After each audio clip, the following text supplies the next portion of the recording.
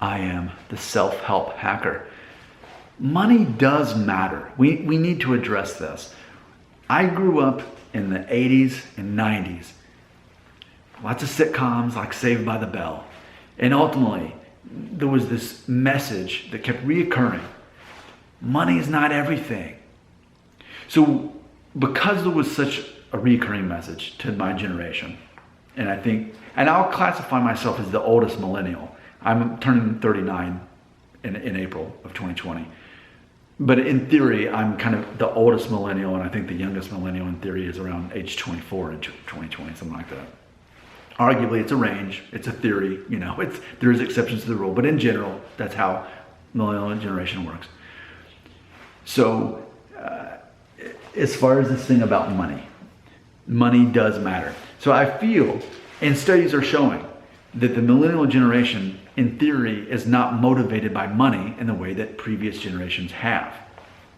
Instead, they're more focused on life experiencing, spending time doing things, experiences, more so than just buying things to try to impress people. When it probably comes down to it, they want experiences so they can do this, so then they can, that's probably what it really comes down to. I didn't even think about that until just now.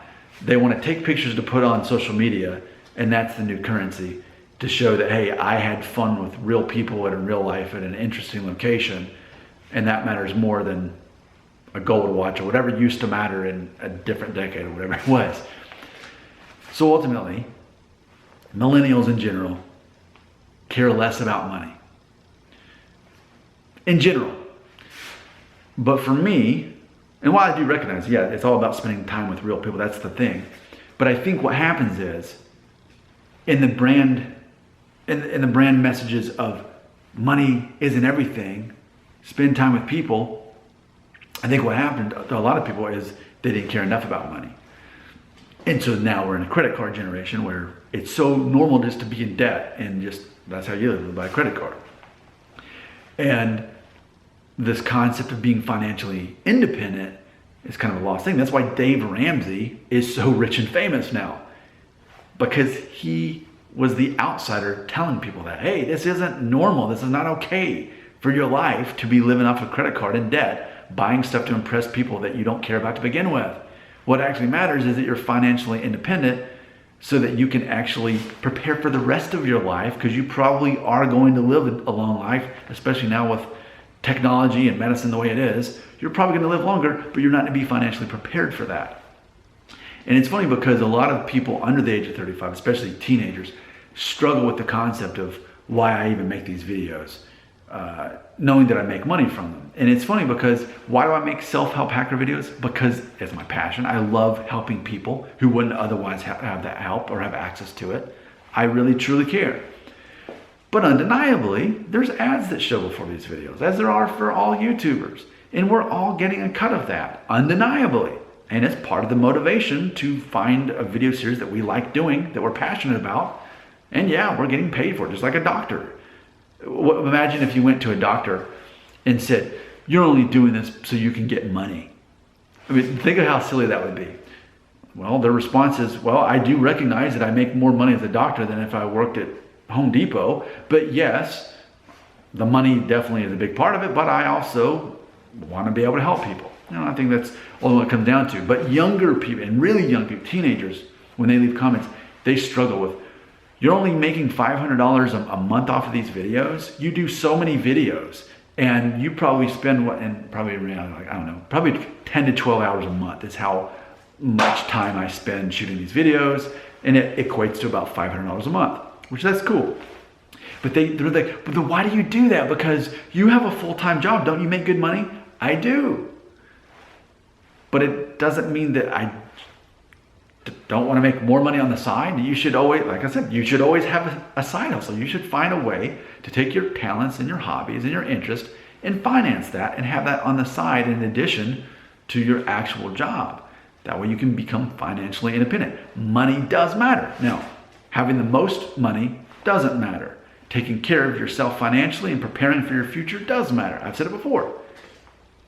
My family could easily live 2 neighborhoods down where the houses are at least a third bigger, and cost a third more. We can afford that. But we are sufficient with what we have. We recognize that. Bigger is not better in that case. There's a certain point which in an American household is somewhere a little less than 2,000 square feet, which is what our house is. We recognize that. We don't need any more. Anything that is just trying to impress people that we don't actually care. What? So we can, when people drive by, oh, I wonder who lives in that house. Not me, fortunately, because our house payments are more manageable and we can put that money in savings.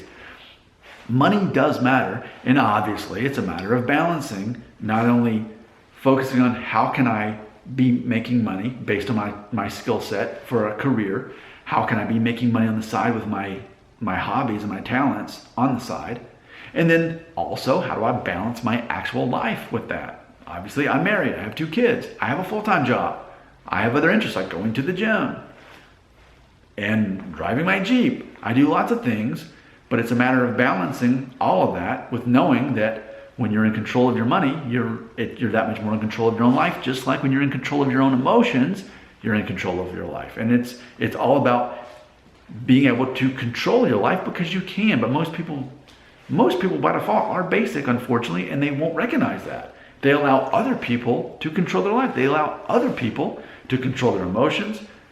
Did you see what they said about me? They disrespected me in front of everybody. No, they didn't. You chose to perceive it that way. What they said wasn't cool, but as far as you being disrespected and your feelings are hurt and you're offended, that's on you. That's your decision. Well, I'll never forgive them for what they did back in 7th grade when they embarrassed me. They probably forgot about it, honestly. And you're still holding on to that? So they're still controlling your emotion and your well-being over that? Same thing with finances. If you are not in control of your finances to every bit you can be, someone else is taking advantage of you. And I think the obvious thing, anytime you drive by one of those, is like 24/7 like instant credit places or whatever, where basically they take the title to your car or whatever, and then the commercial like, yeah, look at all this money I got. When in really it's like saying, hey, I just gave away the title to my car, and if I don't pay them back quick enough, I don't have a car anymore. So this cash in my hand that wasn't a good decision. So I recognize that, but it's all about controlling your own life, taking control of it. Self-help hack. When it comes to your emotions, when it comes to your finances, finding ways to make money based on what you're good at for a career and a side hustle is important. Money does matter.